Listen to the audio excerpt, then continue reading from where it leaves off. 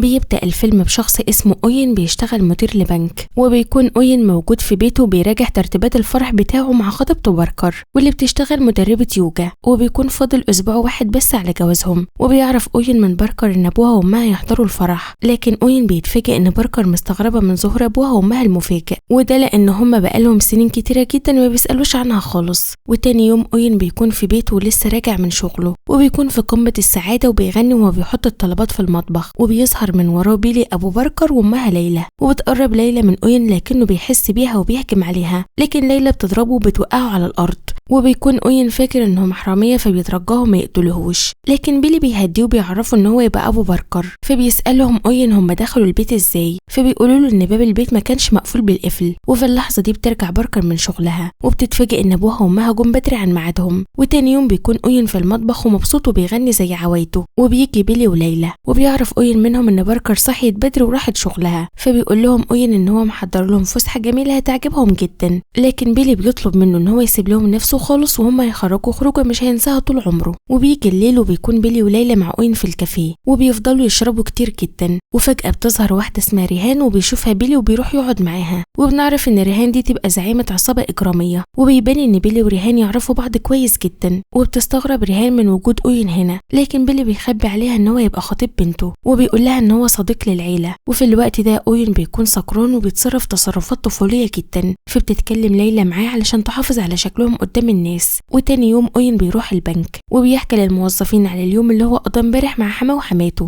لكن فجأة بيهجم 2 مقنعين على البنك وبيرفعوا أسلحتهم وبيهددوا كل اللي موجودين وبيطلبوا منهم ينزلوا على الأرض. وبيروح واحد منهم لأوين وبيهدده بالسلاح وبياخده وبيروح بيه على خزنة البنك. وبيتفاجئ أوين لما بيلاقي المجرم عارف اسمه، فبيسأله هو عارف اسمه والباسورد ازاي، لكن المجرم ما بيردش عليه. وبيطلع من جيبه ورقة وبيكون مكتوب فيها الرسالة الصوتية الخاصة ببصمة الصوت للقفل الإلكتروني، وبيؤمر أوين يقولها بصوته. لكن أوين بيسأل المجرم وهو في قمة الصدمة هو ازاي قدر يوصل للرسالة دي أصلا. فالمجرم بيحط مسدسه على رقبة أوين وبيجبره يقرأ المكتوب في الورقة. فبيقرأ أوين الرسالة وبيفتح القفل الإلكتروني، وبعدها المجرم بيفتح باب الخزنة وبيدخل جواه هو وأوين، وبيدي المجرم شنطة كبيرة لأوين وبيطلب منه يملاها فلوس. فهنا أوين بيشم نفس ريحة البرفان بتاعت بيلي أبو باركر واللي أوين بيكون شمها امبارح بالليل لما كانوا في الكافيه. فبينصدم أوين لما بيعرف إن المجرم ده يبقى هو بيلي، وما بينطقش أوين بأي كلمة لحد لما الاتنين المقنعين بياخدوا الفلوس وبيمشوا من البنك. وبعدها الشرطة بتوصل للبنك وبياخدوا أقوال كل الموجودين، لكن أوين بيكون قاعد لوحده وبيكون حزين، وبيفتكر ليلة امبارح في الكافيه لما كان بيتفاخر قدام ليلى أم خطيبته وبيقول لها إن هو صمم نظام الأمن والحماية لخزنة البنك، وإن هو قال لها على الرقم السري للخزنة، وقال لها كمان عن الرسالة الخاصة ببصمة الصوت. وفجأة باركر بتيجي للبنك هي وأبوها وأمها، وباركر بتكون قلقانة جدا على أوين، فبيحضنها أوين وبيفضل يعيط زي الأطفال. وبعدها بيجي محقق اسمه روجر وبيستجوب أوين وبيطلب منه يوصف له شكل المجرمين، لكن أوين بيقول له إن هو ما شافش وشهم لأنهم كانوا مقنعين. وبينهي روجر مقابلته مع أوين بسرعة، وده لأنه بيلاحظ إن أوين أعصابه بتنهار مع الوقت. فروجر بيدي الكارت بتاعه لأوين وبيطلب منه يرجع بيته ويستريح شوية ويبقى يتصل بيه لما حالته تستقر علشان يكمل التحقيق معاه لأنه لسه مخلص. فبعدها بيرجع أوين على البيت وبيتفاجئ إن بيلي وليلى اشتروا له عربية رياضية وبيقولوا له إن دي تبقى هدية جوازه، لكن أوين بيسيبهم وبيدخل البيت. وبيجي الليل وأوين بيكون في أوضته وبتدخل عليه باركر علشان تطمن عليه، وبتقول له إن هي ملاحظة إن هو لسه متأثر بحادثة سرقة البنك. فأوين بيحكي لباركر على كل اللي حصل وبيعرفها إن أبوها وأمها هم اللي سرقوا البنك، لكن باركر مش بتصدقه وبتتهمه بالجنون وبتسيبه وبتمشي. وتاني يوم بيلي وليلى بيكونوا خارجين من البيت وبيكون معاهم شنطة كبيرة وبيركبوا عربية أوين وبيمشوا، وأوين بيكون موجود في عربيته الجديدة وبيمشي وراهم علشان يشوفوا هم رايحين على فين، لكن بيلي بيكون عارف إن أوين ماشي وراه فبيخدعه وبيقدر يهرب منه، لكن أوين بيقدر يوصل لهم تاني وبيلاقي العربية واقفة قدام قصر كبير. فبينزل من عربيته وبيقرر يدخل القصر من الحديقة الخلفية، وبعد ما بيدخل بيستخبى ورا الشجر وبيسمع أوين صوت ريهان وهي بتتكلم مع بيلي وليلى، وبيعرف أوين إن بيلي وليلى كانوا شغالين معاها من سنين في سرقة البنوك،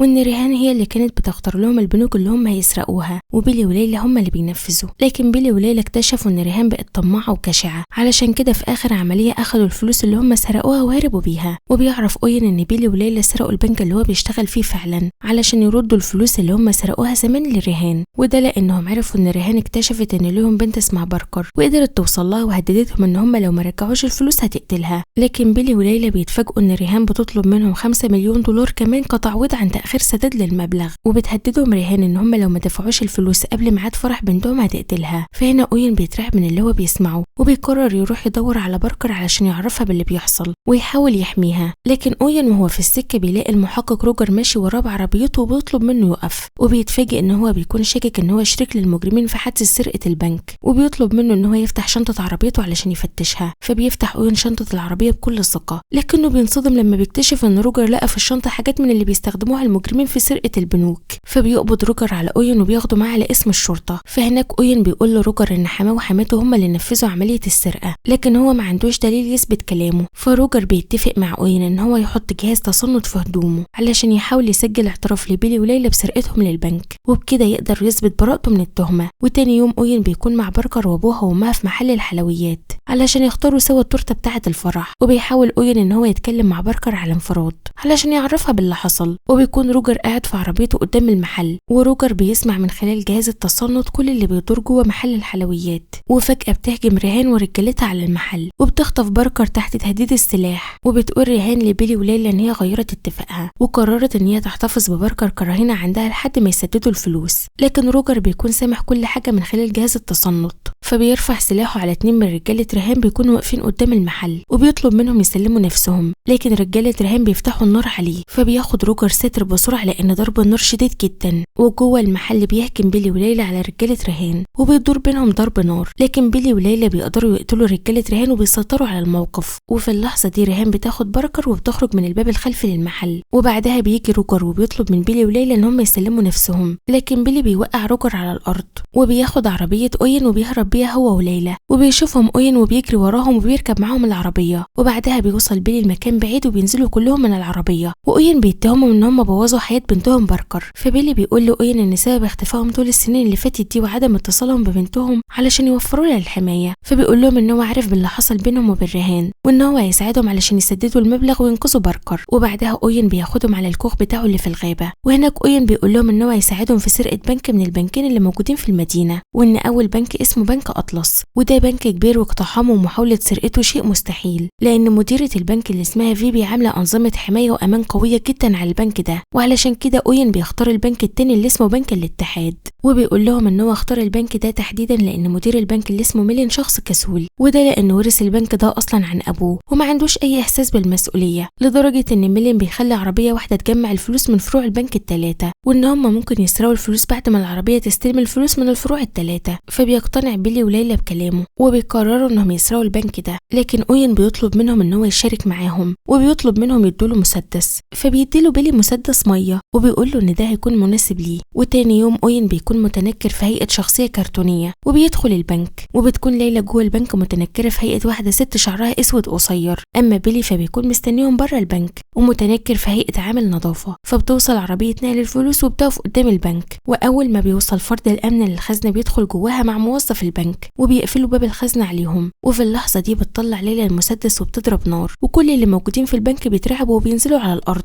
وبتقلع ليلى هدومها وبتكون لابسة تحت الهدوم دي ملابس افراد امن البنك. وبعدها بيخرج فرد الامن من خزنة البنك وبيكون معاه كيس الفلوس، فبتهجم عليه ليلى وبتضربه وبتوقعه على الارض وبتاخد منه الكيس. وبتطلب ليلى من أوين ان هو ينفذ المطلوب منه حسب الخطة. فبيطلع أوين مسدس المية وبيهدد بيه كل اللي موجودين في البنك، وبيأمرهم أوين ان هم يفضلوا نايمين على الارض ومحدش فيهم يتحرك. وفي اللحظة دي ليلى بتخرج من البنك وبتتحرك بسرعة ناحية عربية الفلوس، وده علشان فرد الامن اللي بيسوق العربية ما ياخدش باله من حاجة. وليلى بتبدأ تنقل اكياس الفلوس اللي موجودة في العربية وبتديها لبيلي علشان يحطها في عربيتهم اللي هيهربوا بيها. لكن في الوقت ده بيفوق فرد الامن اللي ضربته ليلى وبيخرج من البنك وبيشوف ليلى وهي بتنقل اكياس الفلوس، فبيهجم عليها وبتقدر ليلى تضربه بكيس فلوس وبتوقعه على الارض. فبيشوفهم في الوقت ده فرد الامن اللي في العربية وبيفهم ان هم بيتعرضوا للسرقة، فبيظهر بيلي وبيمسك فرد الامن وبيرفعه وبيرميه على الارض. وفي اللحظة دي بيهجم فرد الامن اللي على الارض على ليلى، لكن ليلى بتسيطر عليه وبتضربه وبتوقعه على الارض تاني. لكن أفراد الأمن دول بيفوقوا بسرعة وبيمسكوا أسلحتهم تاني وبيوجهوها ناحية بيلي وليلى، وفي نفس الوقت هما كمان بيرفعوا أسلحتهم في وشهم. وفي اللحظة دي بيخرج أوين بره البنك وبيهدد أفراد الأمن وبيأمرهم يرموا السلاح على الأرض. فبينفذ أفراد الأمن كلام أوين وبيحطوا أسلحتهم على الأرض،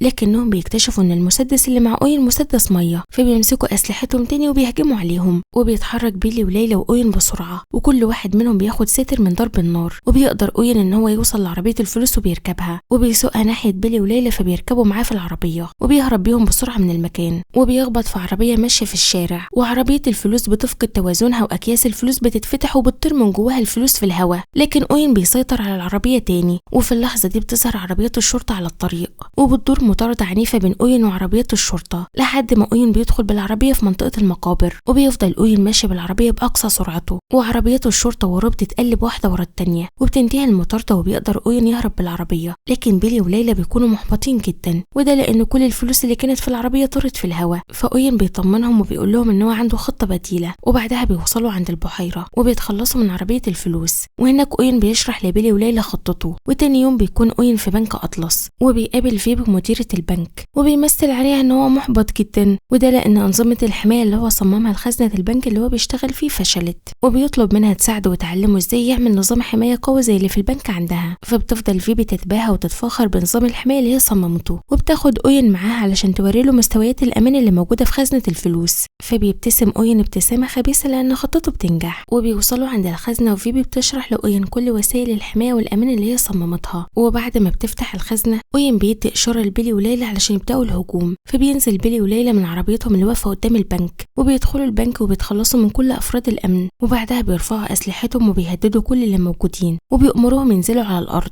وبيضربوا كل كاميرات المراقبة اللي موجودة في المكان بالنار. وفي اللحظة دي فيبي بتسمع صوت ضرب النار وبتخاف جدا، فبيستغل أوين الفرصة وبيمثل إن هو خايف ومرعوب وبيخطف منها مفاتيح الخزنة وبيدخل جوه الخزنة وبيقفل على نفسه. وبعدها بيجي بيلي وبياخد فيبي تحت تهديد السلاح من قدام الخزنة، وبعدها بيفتح أوين الخزنة بمفتاح الطوارئ وبيخرج أوين من الخزنة وبيكون معاه شنطتين مليانين فلوس. وبيتحرك أوين بسرعة ناحية الباب الخلفي للبنك. وفي اللحظة دي بيوصل أرجي ابن عم أوين بعربية الإسعاف اللي هو بيشتغل عليها، وبنعرف إن أوين اتصل بيه وطلب منه مساعدته. وبيركب أوين العربية وبيهرب من المكان بسرعة. وفي الوقت ده بتكون ريهان مع باركر في المكان اللي اتفقت عليه مع بيلي وليلى، وبتتفاجئ ريهان إن أوين هو اللي جاي علشان يسلمها الفلوس. وأوين بينزل من عربية الإسعاف وبيرمي شنط الفلوس قدام ريهان وبيطلب منها تسلمه باركر خطيبته، لكن ريهان بترفض وبتطلع مسدسها وبتكون عاوزة تقتل باركر. فبيطلع أوين مسدسه وبيهددها بيه، وبتخرج طلقة من مسدس أوين بالغلط وبتقتل واحد من رجالة ريهان. وقبل ما الراجل التاني يتحرك أوين بيتحرك بسرعة البرق وبيضربه بطلقة في دماغه، فبيدوس الراجل على زناد البندقية وبيخرج منها الرصاص في اتجاه ريهان وبتقع ميتة على الأرض. وهنا أوين ما بيكونش مصدق ان هو قدر يعمل كده. وفي اللحظة دي بيجي بيلي وليلى وبيتفاجئوا باللي حصل، لكن أوين بيعرفهم ان خوفه على باركر خلاه يقتل ريهان ورجالتها في لحظة. فهنا بيلي وليلى بيشكروا أوين وبيعتذروا لباركر على اللي هم عملوه، وبيعرفوها ان هم يسلموا نفسهم للشرطة علشان ياخدوا جزائهم. وبيطلب بيلي من أوين ان هو يمشي من المكان بسرعة قبل ما تيجي الشرطة، فبيركبوا عربية الإسعاف بسرعة وبيهربوا بيها. وبعدها بيجي روجر ومعاه قوات الشرطة وبيطلب من بيلي وليلى ان هم يسلموا نفسهم. وبعد شوية وقت في بنك أطلس بتكون فيبي مع رجالة الشرطة وبتفتح لهم الخزنة علشان يشوفوا الفلوس اللي اتسرقت، لكنهم بيتفاجئوا لما بيلاقوا الفلوس موجودة بالكامل. وأوين نايم على أرضية الخزنة وبيمثل ان هو لسه خايف ومرعوب، وبيسألهم إذا كان السطو المسلح انتهى ولا لسه. وبعد مرور كام يوم بيكون أوين وباركر في الفرح بتاعهم، وبيظهر المحقق روجر وبيكون معاه بيلي وليلى، لكن روجر بيكون حاطط في ايديهم الكلبشات وبيروحوا لأوين وباركر علشان يباركوا لهم، وبيعرفوا منهم ان روجر سمح لهم بحضور الفرح قبل ما ياخدهم على السجن. فبيقدم أوين طبق الحلويات لبيلي وبيعرفوا ان هو حط فيه مفتاح صغير علشان يستخدمه بيلي ويفك بيه الكلبشات ويهرب هو وليلى. وبيخلص الفيلم. ولو عجبك الفيلم اعمل لنا لايك واكتب لنا رأيك في الكومنتات.